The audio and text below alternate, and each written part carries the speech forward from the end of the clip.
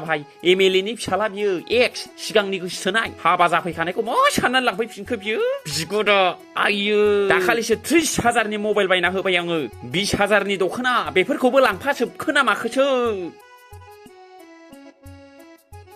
आइयो लांजोबखाबाय बियो सनाफोरखौबो दखनाफोरखौबो आइयो सेस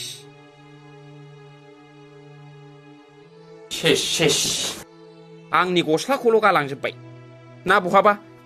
गैलालै सेसलै सर्बनास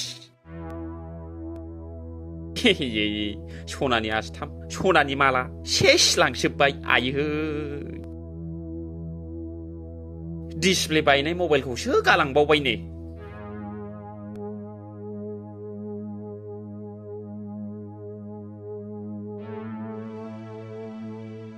आयै फेटला भाई लांजोबबाय सनाबो लांबाय